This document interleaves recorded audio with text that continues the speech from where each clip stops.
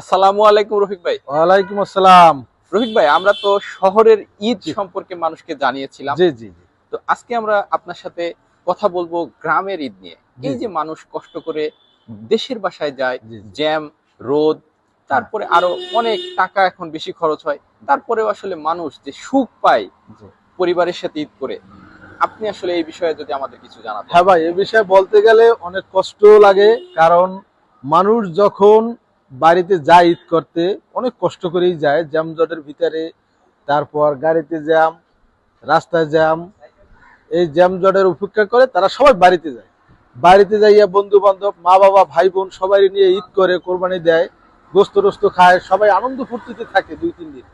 যখন 2 দিন 3 দিন আনন্দ ফুর্তিতে তাদের কেটে যায়, তখন দেখা গেছে যখন ঢাকায় আবার ব্যাগ দেবে, তখন কিন্তু আবার তাদের কষ্টটা চলে আসে। দেখা গেছে তারা যখন যায়, যাওয়ার পরে বন্ধু বান্ধবের সাথে দেখা করে, আড্ডা মারে, খেলাধুলা করে, ফুটবল খেলে, কে ক্রিকেট খেলে, তারপর কে ক্যারাম বোর্ড খেলে। খেলাধুলার ভিতরে 2-3 দিন কেটে যায়।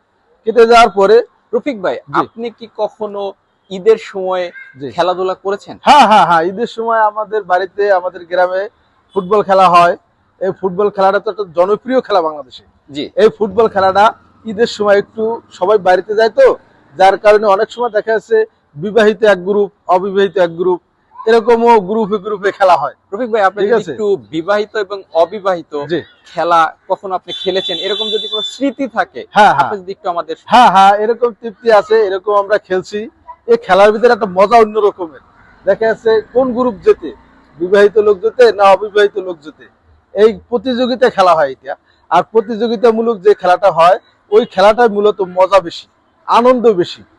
ঠিক আছে, এই খেলাটা আনন্দ বেশি, মজা বেশি, এর জন্য প্রতিযোগিতা খেলামূলক অনুষ্ঠান, এই খেলাটায় সব সময় আমরা আনন্দ উপভোগ করি। রফিক ভাই, এই যে আমরা ফেসবুক বা বিভিন্ন ইউটিউব চ্যানেলে দেখি যে বিবাহিত অবিবাহিত, আর্জেন্টিনা ব্রাজিল হ্যাঁ হ্যাঁ, সিনিয়র জুনিয়র খেলা সিনিয়র হয়। জুনিয়র। সেক্ষেত্রে দেখা যায় যে যারা আসলে খেলাটা বাদ দিয়েছে, হ্যাঁ বিশেষ করে যারা বিবাহিত, হ্যাঁ যারা সিনিয়র, হ্যাঁ, অনেকদিন ধরে খেলে না, তারা আসলে বেশিরভাগ ক্ষেত্রে হেরে যায়। হেরে যায়। আপনি কি এই জিনিসটা লক্ষ্য করেছেন? না না না, দেখা গেছে ওইটা হচ্ছে হেরে যায় আপনার। বিবাহিত অবহিত যখন খেলা হয় তখন হেরে যায়। ওটা যে দল ভালো খেলে ওই দলই জিতবে, এটাই স্বাভাবিক কথা। আর যে দল একটু কম খেলবে, অনেক সময় দেখা যাচ্ছে অবিবাহিত ওদের প্লেয়ার ভালো, ওরা জিতে যায়। আবার অনেক সময় দেখা যাচ্ছে বিবাহিত ওদের দলের প্লেয়ার খুব ভালো, ওরা জিতে যায়। ওটা সব জায়গায় হয়, হার জিত তো আছেই। রফিক ভাই, জি। এই যে যখন ঈদ আনন্দ শেষ না হতেই হ্যাঁ মানুষকে আবার ঘরে ফিরতে হয়, ঢাকায় ফিরতে হয়, কর্ম যেখানে সেখানে ফিরতে হয়, এই যে হৃদয় বিদারক এক ঘটনা ঘটে, জি জি। আপনি এটা কিভাবে আর দেখেন? এই সময়টা, এই এই সময়টা সবচাইতে জীবনের কষ্টের সময়। কারণ যখন বিদায় নিতে হয়, বিদায় জিনিসটা কিন্তু খুব কষ্টের। যেতে নাহি দিব হয়, তবুও যেতে দিতে হয়, তবুও চলে যেতে হয়। কথাটার প্রবাদ খুব কঠিন একটা কথা। যে আমরা হ্যাঁ বিদায় হ্যাঁ, অনুষ্ঠানের বিদায় সময় অনুষ্ঠানের বেশিরভাগ সময় সময় এই এটা কথাটা সবসময় শুনি। আমাদের এটা মনে থাকে। তো যার কারণে যখন বিশেষ করিয়া আপনার ছেলে মেয়ে, তারপর ভাই বোন সবার কাছ থেকে বইলা যখন আপনি আপনার মায়ের সালাম নিয়ে তখন আপনি বিদায় নেবেন, তখন কিন্তু মা জড়াই ধরে আপনাকে কাঁদতে দেয়, তার চোখের পানি চলে আসে। ঠিক আছে, আপনিও তখন দেখা যাচ্ছে অনেক সময় ছেলে মা বা মেয়ে মা দুইজনে কান্দাকাটি করতেছে। আর করলেও যতই কান্না আসুক চোখে, তারপরও যেতে হবে। কারণ চাকরি করতেই হবে, ছুটি শেষ, জয়েন করতেই হবে। একদিন থাকার আর সুযোগ নেই, 2 ঘন্টা যে পরে যাবো এরকম আর সুযোগ নেই। কারণ গাড়িও টাইম মতন ছেড়ে দেবে, টাইম মতন না গেলে অফিসেও পৌঁছতে পারবো না।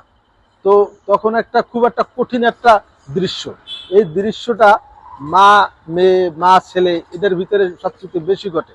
দেখা যাচ্ছে মা ছেলের লইয়া আটটা এত কত দূর আউগে দিয়ে যায়, যত দূর ছেলে যায় তত দূর মা চাইয়ে থাকে যে আমার সন্তানটা যাইতে আছে।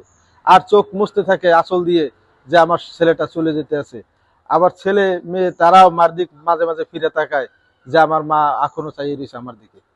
আসলে এই যাদের বাবা মা নাই, বেঁচে নাই, জি জি যাদের বাবা মা বেঁচে আছে, জি, তাদের জন্য কিন্তু আসলে এই আবেগটা ভিন্ন। এই অনেকে ব্যাপারটা হয়তো ভিন্ন। বাবা বা গ্রামে নাই, এই জন্য আসলে তারা আর যায়ও না কিন্তু গ্রামে। হ্যাঁ, তারা যায় না গ্রামে, কিন্তু যারাও 2-1 জনে যায়, যারাও 2-1 জনে যায়, অনেকেই যায়। এরকম দেখা যাচ্ছে মা বাবা নাই কিন্তু ভাই বোন তো আছে, পরিবার তো আছে। এদের টানে চলে যায়, যাই আসার সময় ঠিক তারাদের কাছেও কিন্তু সেম কাহিনী, যে তারাও কিন্তু আসার সময় মনে করে যে আমার মা যদি এখন থাকতো তাহলে আমার মা এরকম, দেখা যাচ্ছে গত বছর কিংবা 2 বছর আগে আমার মা আমার দিকে চাইয়ে রয়েছে, কিন্তু আজকে আমার মা নাই, আজকে আমার মা কবরে, ওই অভাবটা ওইটা কোনোদিনও পূরণ হবে না। ওইটা অভাবটা জিন্দিগিতে কোনো সন্তানের পূরণ হবে না, বাবা মায়ের অভাব। হ্যাঁ, দেখা যাচ্ছে বাবা মা যাদের মা বাবা নাই, ওই কবরের সামনে দিয়ে কবর জিয়ারত করিয়া চোখের পানি ফেলাই দিয়ে কান্দাকাটি করিয়া তারপর চলে আসে। সব সন্তানেরই কান্দাকাটি করতে হয়, যদি থাকুক আর না থাকুক। আজকে আমরা রফিক ভাইয়ের কাছ থেকে গ্রামের মানুষের অনুভূতি, গ্রামের মানুষের ঈদ আনন্দ, গ্রামের মানুষের যে ব্যস্ততা, যে শহরে আসার যে তাড়না, এই কথাগুলো শুনলাম। অন্য কোনো ভিডিওতে অন্য কোনো টপিক নিয়ে রফিক ভাইয়ের কাছে আবারও আমরা উপস্থিত হব। ধন্যবাদ রফিক ভাই, আবারও কথা হবে। আপনি যদি 1 মিনিটে কিছু বলতে। হ্যাঁ, 1 মিনিট একটু কথা বলবো, সেটা হচ্ছে আপনারা সবাই বাবা মায়ের দিকে খেয়াল রাখবেন, বাবা মার কষ্ট দুঃখ দূর করার চেষ্টা করবেন। বাবা মা কিন্তু আপনাদের সন্তানের মতন, আপনার নিজের সন্তান যেরকম লালন পালন করবেন, নিজের সন্তানকে যেরকম ভালোবাসবেন, আপনার বাবা মাকেও ঠিক ততটুকু ভালোবাসবেন। বাবা মাকে কখনো অবহেলা এবং খারাপ নজর এবং তাদের কোনো কষ্ট হয় বা কোনো কথায় কষ্ট পায় এরকম কোনো কাজ, এরকম কোনো কথা আপনারা বলবেন না। ধন্যবাদ রফিক ভাই। এবং আপনারা যারা আমাদের ভিডিওগুলো দেখেন অবশ্যই আমাদের ইউটিউব চ্যানেলটা সাবস্ক্রাইব করে দিবেন এবং আমাদের যে ফেসবুক পেজ আছে লাইক, কমেন্ট এবং শেয়ার করবেন। ধন্যবাদ সবাইকে। আল্লাহ হাফেজ। ভালো থাকেন সবাই।